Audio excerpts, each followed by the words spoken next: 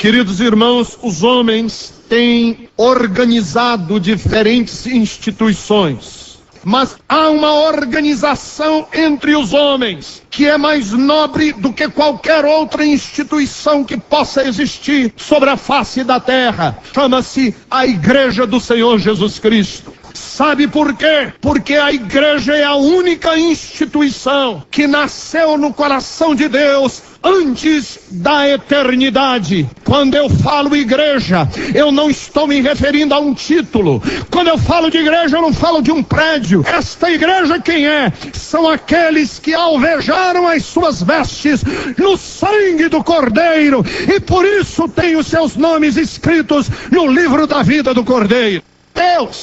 Deus não habita mais em templos feitos por mãos humanas. Deus mora no coração e na vida dos que lavaram as suas vestes no sangue do Cordeiro. O único compromisso que a igreja tem é com a verdade de Deus. Bastam ter dois reunidos em torno do nome dele.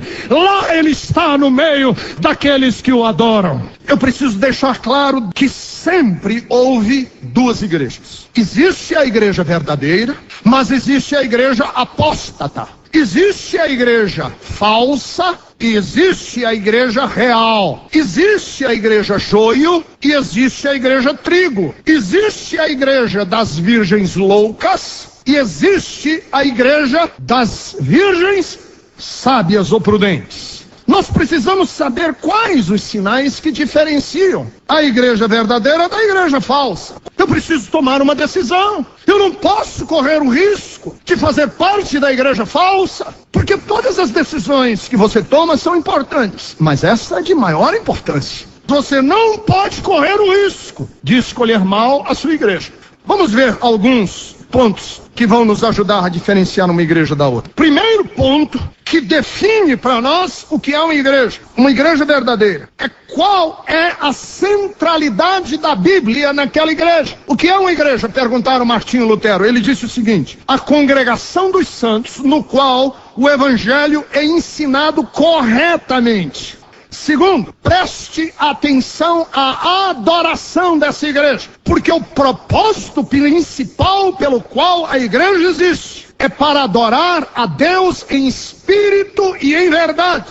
Quando uma igreja está se desviando, a tendência dessa igreja é centrar as suas atenções no ser humano e não em Deus. O sermão, a mensagem, nunca é exaltando Deus. Sempre em igrejas que estão se desviando, a mensagem visa usar Deus para atender as pessoas. Ora, se eu estou usando Deus para ajudar as pessoas, quem é o centro do culto? Não é Deus. O centro do culto são as pessoas. Terceiro, a edificação espiritual dos crentes. A igreja tem obrigação de alimentar os crentes que lá se congregam, edificá-los rumo à maturidade e fortalecê-los no poder do Espírito Santo. É obrigação da igreja alimentar os crentes com a palavra, edificá-los rumo à maturidade e fortalecê-los no poder do Espírito Santo. O nosso alvo é fazer com que o novo convertido cresça, amadureça e seja fortalecido no poder do Espírito Santo.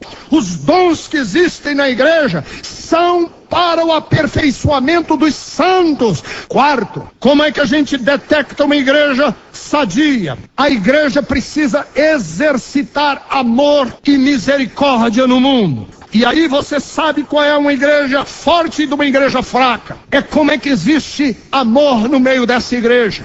Queridos, algumas igrejas estão se transformando em rodoviárias.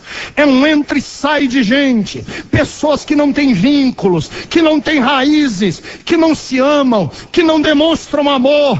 Este não é o cristianismo bíblico. O cristianismo bíblico é de pessoas enraizadas, que amam-se, que crescem juntos e que juntos mostram ao mundo o que é uma comunidade de amor, uma comunidade perfeita em Deus. Quinto lugar, Como é que a gente sabe uma igreja da outra? Como é que essa igreja evangeliza? Qual é o objetivo dessa igreja na evangelização? A igreja não pode ser erguida em cima de doutrinas humanas, mas tem que ser erguida na revelação bíblica.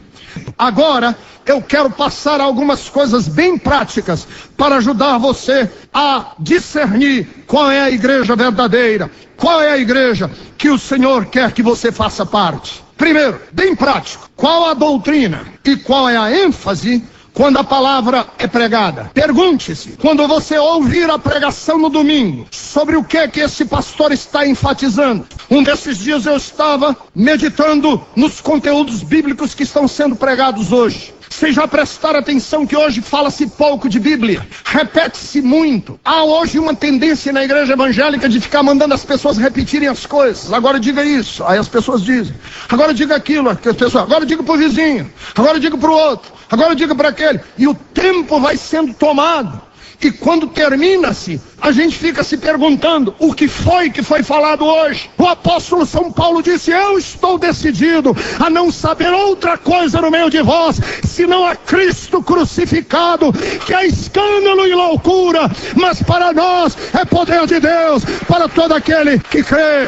Segundo, como é que essa igreja celebra as duas ordenanças que Jesus deixou? A Santa Ceia e o batismo. Como que essa igreja encara esses dois elementos? Em algumas igrejas, meus irmãos, há uma leviandade. Em algumas igrejas, o batismo e a Santa Ceia estão sendo tomados levianamente. E nós precisamos entender que é na Santa Ceia e no batismo os momentos mais sagrados da vida cristã. Terceiro, como é o legalismo? Sabe o que é legalismo? Legalismo é a cobrança na marra. Esta igreja vive na lei ou no espírito. A cobrança que é feita dos crentes é feita na marra, ou a igreja está crescendo em maturidade espiritual? Há algumas igrejas em que o legalismo é tão forte, em que as ordenanças humanas são tão fortes, que muitas pessoas estão se desviando. Muitas pessoas já saíram da igreja sem poderem, porque se sentem asfixiadas por tantas leis e tantas ordenanças humanas.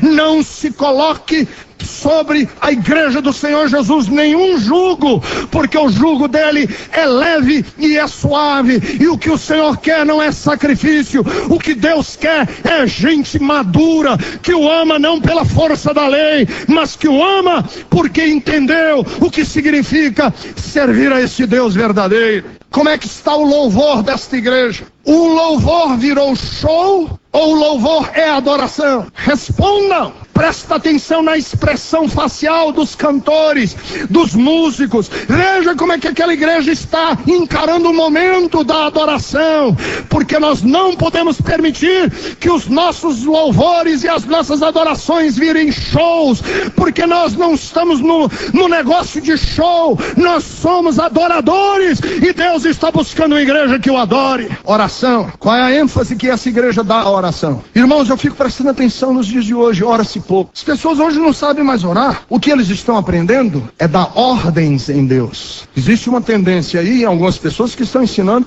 a você reivindicar seus direitos com Deus. Decrete que Deus tem a obrigação de fazer. Com qual ânimo as pessoas comparecem a uma corrente para receber bênçãos? E qual a alegria que as pessoas sentem quando vão orar intercedendo pelas nações? Qual é a ênfase da oração? Sexto, qual o testemunho dos obreiros? Qual o testemunho dos líderes dessa igreja? Qual a reputação que essa igreja tem na sociedade? Qual é a reputação que essa igreja tem? Se nós somos esbofeteados porque fazemos o bem, louvado seja o Senhor. Mas se nós estamos sendo esbofeteados por picaretagem, se nós estamos sendo esbofeteados por má índole, por falta de pagamento, se nós estamos sendo esbofeteados porque nós não honramos e os nossos comportamentos não são transparentes, maldito é esse líder e essa igreja. Não sou eu que estou dizendo, é a Bíblia que diz que se o sal não serve para salgar, ele só serve para ser jogado fora e ser pisoteado pelos homens. Quem disse isso foi Jesus. Deixa eu dizer em último, se a igreja tem as chaves do reino de Deus, ela tem que tornar acessível e não difícil as pessoas entrarem. A mensagem tem que ser lúcida, clara, nítida. Tem que ser mensagem da graça.